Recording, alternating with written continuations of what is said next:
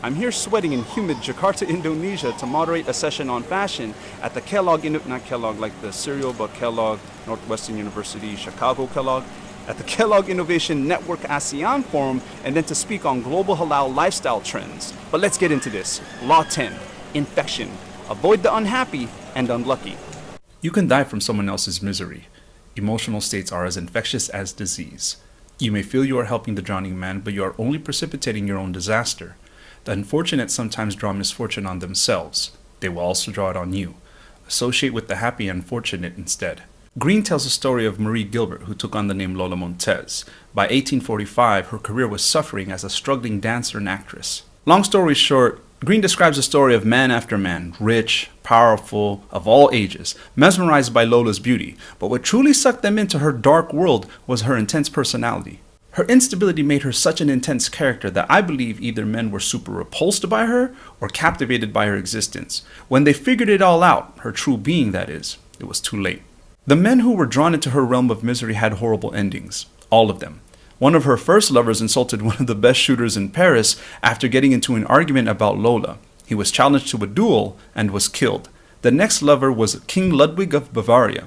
Lola was his mistress who got him into trouble with the citizens of his own kingdom because it seemed as if he was tending to her more than to the nation.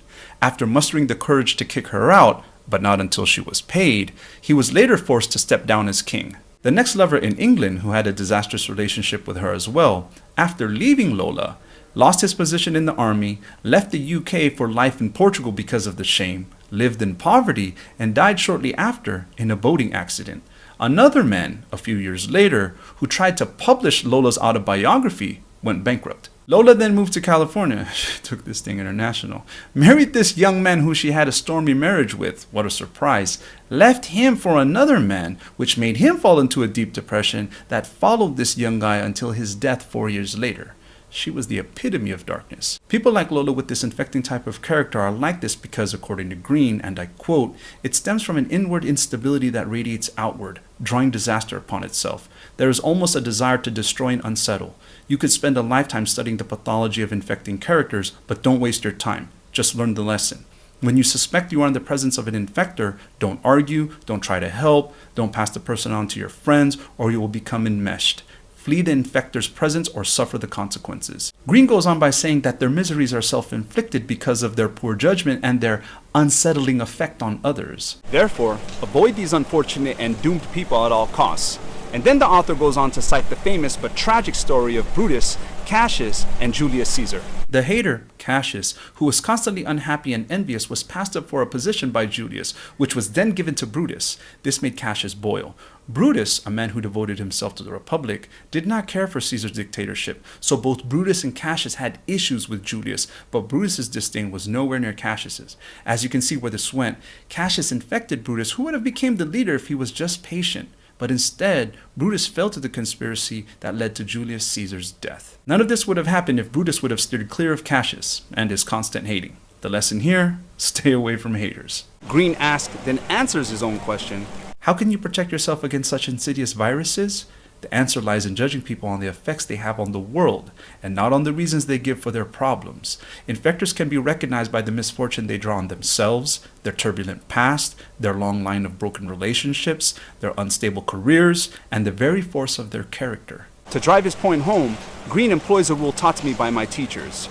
Things are known by their opposites. To prove that his law is true, Greene states that joyful people, on the other hand, quote, attract happiness to themselves by their good cheer, natural buoyancy, and intelligence. He then ends this law with, there is only power and good fortune to be obtained by associating with the fortunate. In previous vlogs and talks that I've done, I've always talked about the importance of good companionship. If your 5 friends are losers, you're probably the 6th.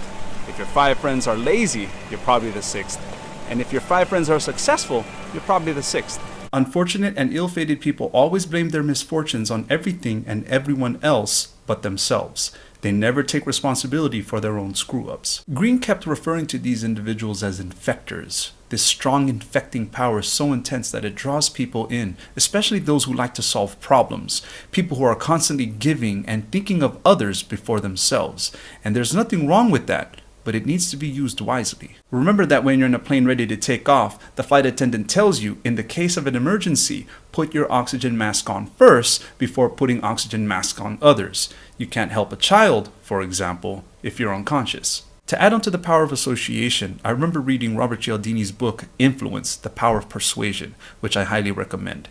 He cites stories of weathermen being attacked by like little old women at grocery stores.